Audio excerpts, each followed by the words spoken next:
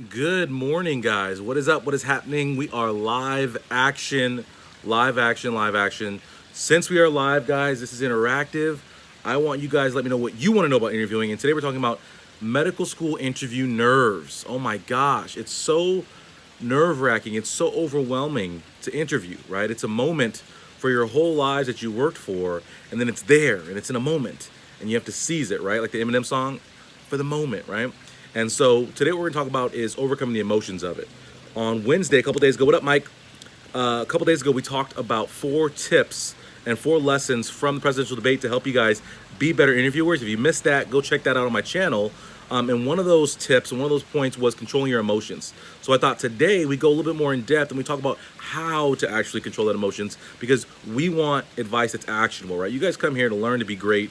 It's not time to feel good and have positive thoughts. It's got to be more than that, right? We got to get to our goal. We got to have a roadmap. Good morning, guys. Utham, good morning. Julian, good morning. Vashon, good morning. Ray, good morning. I am outside. Shylin, where have you been? Shy, where have you been? I've been looking for you. Shy. All right. So with the interview, like I said, it's a very emotional time. And I remember for me, it was a lot of work for me to get into a position to apply to medical school. And as I'm constantly preaching to you guys, pre-med, right, acceptances, just like A's, Dina, what up, are not made in a day. They are not made in a day. And you guys who think that you can all of a sudden turn on the pre-med juice and be successful, that's not how you're going to get it done. And so you've got to be on that grind every single day as a pre-med, being excellent, being amazing, being the best to get in. Karen, good morning, right? And so for me, it was a long grind up to that point. And like anything, right, where there's a long build up to, it's like weddings. When I got married, it was like all this stuff, and basically a wedding's a party, but it was like all this build up and all this anxiety around the day. And I was like, I don't really understand why, but it's similar to medical school interviewing. You've worked so hard for so long, and this is the ultimate moment for you to excel and get ahead. And so the emotions can be overwhelming, right? And you got so much on your brain. You've spent so much money. You've been going through primaries and secondaries, and oh my gosh, right? So you're overwhelmed. So you get there. How do we get control of our emotions in the interview? These are 4 tips that I used to get control of my emotions. I'm emotional. You guys know I'm a fiery guy, right? Right? So my emotions had to be in check for me to do well in my interview. The very first thing, guys, is that you should not, and this is a mistake students make, they schedule the schools they care most about as their first interview. I would advise the opposite of that. I would take, depending on how nervous you are, take 1 or 2 practice interviews to see, and let those be like the buffer, the guide to kind of ease your way in. It's like warming up, right, for a workout. You don't want to just go balls to the wall and you're lifting 400 pounds. You got to ease in. You get like that big guy with his, like Mike, my boy Mike on here, with his tank top on, his baby tank. You know, you got to walk around the room and get yourself pumped up, right? That's what you got to do for an interview. So use your early interviews to get you in a position to be ready for your follow-up interviews. And to do that, pick low-stakes interviews where if it goes poorly, your life's not ruined, right? And for me, when I was applying, my first interview I scheduled was Northwestern University. You guys know Northwestern, it's in Chicago. It's a great program. I would not have minded going there, but it was in Chicago. And I'm a California person. You guys see I'm outside right now at my house. I like sunshine. I like our moderate 70-degree temperature over here by the beach, right? I like that. So me going to Chicago was kind of a long shot. So if my interview went poorly, okay, it went poorly, fine.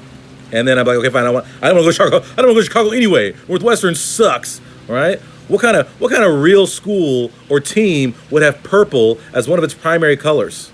I don't know. Maybe them there Lakers, baby. It's game day too. You guys know I'm wearing my Lakers shirt all day. I'm about to go to work in a little bit. I'm wearing my Lakers shirt under my scrubs just to keep the positive vibe so I can step on Miami's neck, right? So, but anyway, so I went to Northwestern. I went for my interview, and I can remember flying out to Chicago. It was cold as all get out, right? It was like, I think it was like right on this time. It was like early October, and it wasn't super cold, but for me, it was really, really cold. It was windy. And so I remember getting into the hotel, and then getting for interview day, and getting up. And when we first got to this, it was the first time, and this never fails. I feel like it's so, they put the meeting place for interviews at this obscure location all the time. Like, where's this office? I'm like, look for this office. I found the office, and you're sitting in a room with a bunch of people in a bunch of uncomfortable suits, and everybody's looking at each other, sizing each other up, and so it can be a really nerve-wracking environment. And so by having that first interview, what was nice was I actually felt myself getting into an interview groove. You guys know what I'm talking about right now? The interview groove, where I was nervous at first and I felt myself talking a little too fast. I felt myself kind of rambling over my answers. And then I recognized, no, this is my moment. I'm good. I'm all right. I've tried a couple answers. They've responded okay. I think I'm doing well. And it allowed me to calm down and just get into that zone and fire off. And believe it or not, eventually, actually, I even got into Northwestern. It was actually my first acceptance, which was exciting. Because I was like, oh yeah, I love Chicago. I love Northwestern. I love purple. I want to go to Northwestern. So I was excited that was my first acceptance. But I can remember that day being very nerve-wracking and being actually one of my worst interview days. It was easily my worst interview day. After that, it was all smooth sailing because I got out of the way. So for you guys, make your first interview kind of a throwaway school. Like, right, and maybe that's not your top choice. If you have two schools, pick the lower of those two to start with. So that way, the one you really care about, you're already warmed up for, primed, you know what to expect, and you know kind of the mistakes you might make. Does that make sense to everybody right now? Is everybody getting what I'm saying right now? Comment right now, let me know that you guys understand what I'm saying. This is your first time here. I'm Dr. Pinesett, I'm the Study Doc, and I love to go live on YouTube. Why? Because live is to the people, where I can interact with you guys, where I can give you guys what you need to get better. So if this is your first time, make sure you subscribe, turn on live notifications, guys, so you don't miss a minute. So every time I go live, you guys can get on here and get it.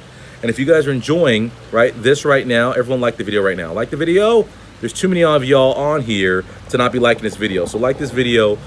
I'm supposed to be sleeping right now. I'm on call today at the hospital. I'm working overnight. I'm supposed to be sleeping right now, get my beauty rest, and I'm out here with you guys teaching. So that's tip number one. Tip number two is a tip for life, guys, a strategy for life. My confidence is through the charts, guys. It's through the roof. It's out of this world. And the reason I'm so confident, the reason I'm so cocky, as people like to say, is because my confidence is rooted in competence, and my competence comes from my preparation. And if you guys want to be relaxed, if you guys want that nervousness, if you guys want that anxiety to fall away from your interview day, you've got to prepare for the interview. A lot of students prepare wrong for the interview. They spend a lot of time getting to know the school. They spend a lot of time memorizing their resume and the specifics of their research. But what I want to tell you guys, when we talk about preparation, it's not about knowing your resume. It's not about knowing your CV. It's not about knowing your application necessarily. It's about knowing your brand. Does everybody understand what I'm saying right now? The brand, right? Protect the brand. Gucci Mane, right? When we talk about a brand, this is different than the things on your resume. And this is kind of where people go along with the application as well, is that on your application, it's not about what you've done in the past. It's about what you're going to do in the future and what you've established as your skill set, as your proficiency, and as your passions. And so as you guys go to interview, don't worry about the things you actually did on your resume. Worry about what you want to project as what I call a future doctor narrative. So you have to understand, okay, here's the life I've lived, and what does this project to the future, right? And how am I putting myself forward? What am I representing, right? Exactly like Duhan said, be the bottle on the shelf, right? Be the bottle on the shelf. That's what you guys have to do. It's not about everybody got the same liquor. You guys see these celebrities selling these tequilas and all those kind of things. It's the same liquor in the bottle. The difference is the brand. It's the coolness, y'all. It's the cool factor. That's the difference. So for you guys, recognize, bring the cool factor, be someone who medical schools want to see. And for me, I knew what my brand was. I didn't focus on the fact that I didn't have a lot of research. I didn't focus on the fact that I didn't have a lot of volunteering in the healthcare space. I didn't focus on the individual things on my resume. I didn't worry about that. What I worried about was messaging and making sure they understood my brand, what I had to offer, what I had to bring, and how amazing and awesome I was. And so for me, I made sure that my answers focused on the fact that I was an educator, still am. I was a mentor, still am. That I am passionate about being a critical thinker and elevating above and being great. And that's what I projected on my interview day. And everything I did in my life just was a reflection of that. And so by focusing on that, it allowed me to be clear and concise with my answers and to be confident that whatever I said, I couldn't go wrong as long as I represented the brand correctly. Does that make sense to everybody? Are we grasping what I'm throwing out here right now? The preparation is different. It's not about knowing the school. It's not about knowing your resume. It's about knowing yourself and knowing your brand and what you have to offer. What is your cool factor? What is unique? What sets you apart? That's going to stand out on interview day. And Patrice said, what if you're still anxious? Well, let's talk about it, right? We're going to get there, Patrice. We're only 2 of the 4. We're going to do multiple things, right? Because our anxiety maybe is big anxiety, right? Harpreet, my boy, says I'm going to project Tai Chi because he knows what's up. Okay, so is everybody getting what I'm saying right now? What I'm throwing out right now? Okay, we're all still with me. Am I coming through 2020 loud and clear? I never know when I'm live exactly if everybody's getting what I'm saying because it's a little bit of a delay. But all right, Gina says we're good. All right, so tip number 3, and this is a big one for me, is dress to impress. Dress to impress. The expression goes, look good, feel good, play good. And it's the same way in interviewing. If you feel, right, because everyone's looking around sizing each other up. So if you feel like your appearance doesn't stack up to everyone else's appearance, what is your mindset? What is your mentality going in, right? You're going to feel inferior going in, right? So we want to start from a high note. And when you know that your suit is on point, right? When you know your tie is popping, you know your shoes is shiny and shimmery, just flossy, right? And them socks is a point of flare. When you have all that stuff intact, you know you're going to be successful. And I'll tell you guys, I mentioned my Northwestern interview didn't go well.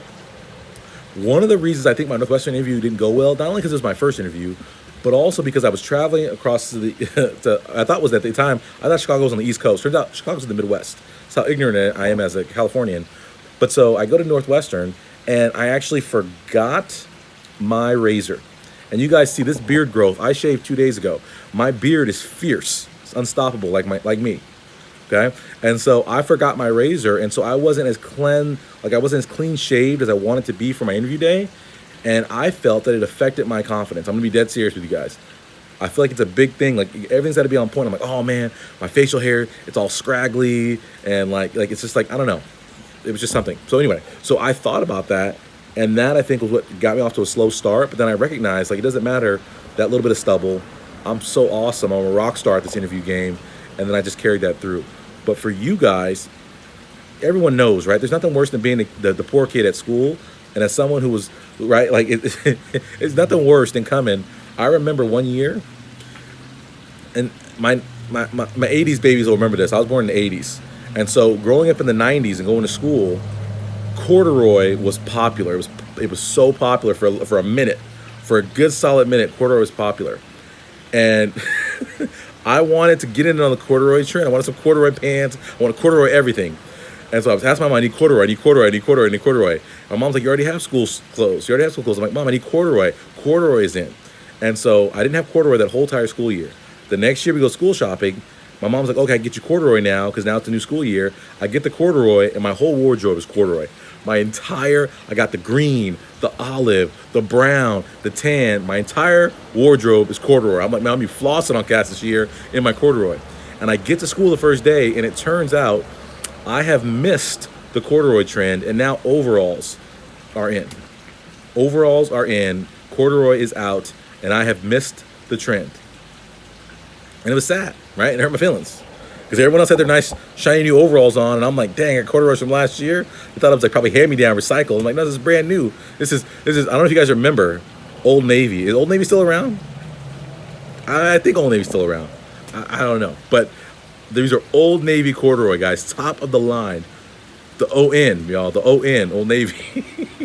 But anyway, so the point is we all know the pain when you come into a room and you're not dressed appropriately, right? You got the wrong attire on, or you got the cheap attire on. So what you guys have to do is make sure you look sharp on your interview day.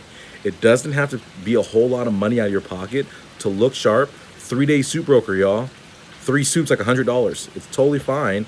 The important thing is if your suit is cheap, get it tailored. If you go to a thrift store, it's no problem. But get that suit tailored so it fits nicely and fits expensively on your body. Additionally, you could overcome a cheap suit with an expensive tie. And an expensive tie is much cheaper than an expensive suit. So go ahead and spend the money, get the tie, and get it right so you can look great on your interview day. And that will make you feel confident. If we look good, we feel good, we interview good. Yes? That's tip number 3. Are you guys all with me? If you guys are still with me, let me know. Like this video right now. Oh yeah, get a 3-piece suit, y'all. That's popping right now. 3-piece suit.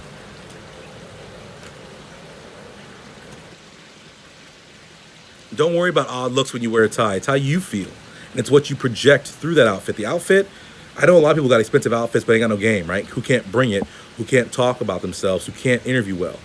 So what I'm trying to say is if it's about nerves, it's about how you feel in the outfit, not about how others perceive you in that outfit. So you want to wear what you feel confident in.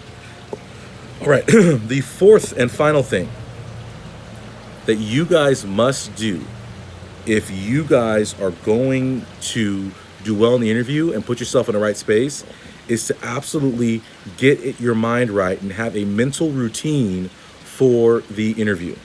In anesthesia, if you guys don't know, I do anesthesia.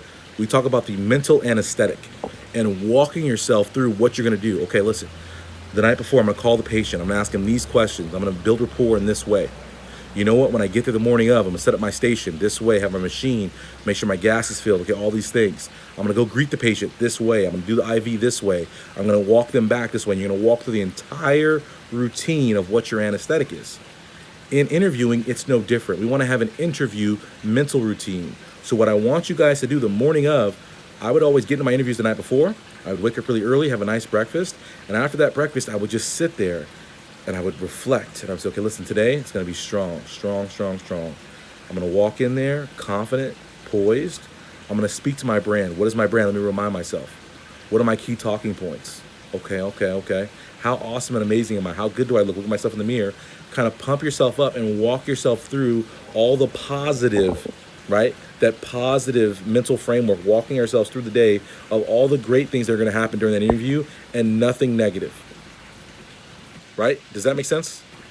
We want to walk ourselves through that mental routine of, oh, this is how the interview's going to go. And they're going to ask me questions and we're going to laugh like we're old buddies. Ha, ha, ha, ha, ha. We're going to be so connected. They're going to want me. They're going to instantly accept me. They're going to stop the interview mid-interview. They're going to be so overwhelmed by my greatness. They're going to accept me in that moment, right? We're going to visualize all of that. And by doing that, guys, what's amazing, and this is actually science, is that our body will enact that scenario. And secondly, it will create a sense of calm for us because what we get nervous about is newness. Newness, nervousness, right? Familiarity, anxiety, unfamiliar, anxiety. So what we want to do is create a sense of familiarity, a sense of, no, this is a repeat. I've already done this. I've already done well in my mind. So when I actually go to interview, I can't be nervous because this is not new to me. This is not unfamiliar territory. I've seen all this, and now I'm bringing it to fruition here. It's not tip number 1, it's tip number 2. So walking yourself through positively what's going to happen that day with some positive visualization goes a long, long way, guys. That is it, guys. Our 4 tips. Our first one, let me recap it for you guys, okay? So this is overcoming the emotions of the day of the interview day. The first thing, guys, is make sure you schedule not a throwaway interview, but an interview that's less important to you first to get the nerves out of the way, get some experience under your belt. The second thing is make sure you're prepared, not about knowing the school, not about knowing your resume, but knowing yourself and what you represent and the brand. And the third thing is make sure you dress to impress, because if we look good, we feel good, we interview good. And the fourth thing is get your mind right with some positive visualization and walking through the success you're going to have during the day. Yes, those are our 4 things. And like I said, if you guys are new, make sure you guys take a second, subscribe.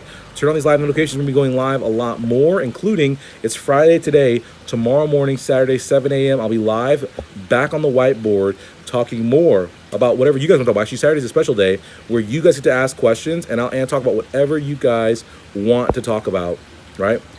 Whatever you guys want to talk about. We'll talk about on Saturday. You guys get coaching from me totally free on Saturdays on YouTube. It'll be amazing. It'll go along with my other coaching sessions that I host Saturday morning. My students, we know we got Cult of Greatness and MCAT 6 a.m. tomorrow, and we'll follow that with some YouTube, and then we got Dominate Premed Mastermind, my Premed coaching group, and then we also follow up with TST, my studying coaching group. And I saw a question about my 5 pillars. Valerie, yeah, it's a lot, right? The 5 pillars is a ton. Pillar by pillar. Implement pillar 1, implement pillar 2, implement pillar 3, because it all builds like a pyramid. It's a study system. It's not one-off hacks. It's a study system. So everyone, I'll see you guys tomorrow, whether it's here on YouTube or if you're one of my students, inside of coaching of some sort tomorrow. I want you guys to have a wonderful Friday. take these interview tips, and I want you guys in the box below, I want you guys to comment, what are you guys concerned with? Because for the whole next week, we're going to talk about medical school interviewing. So what questions do you guys have? What concerns do you guys have about the interview process? Let's break it down. Let's talk about it. Let's get at it. And let's make sure you guys are prepared for interview season, because this year is a kind of a wonky cycle. There's some Zoom interviewing going on, so we're going to do a session about Zoom interviewing. We're going to break it all down. So if you guys knew this video, take a second, like this video. If you guys are new, make sure you subscribe, turn on live notifications. If you guys want to be completely prepared for your medical school interview, you're like, man, I don't want to mess around. I want to make sure that I'm absolutely to the most prepared I can be, and I have a full system for interviewing, then please check out my medical interview course. Why? Because like all my courses, it's about systems, step-by-step instruction, 10 pillars for interview success, including new modules on Zoom interviewing and on online interviewing, electronic interviewing to cover for this cycle, guys. I thank you guys so much. I will see you guys tomorrow morning, bright and early. How do we always end? How do we always end?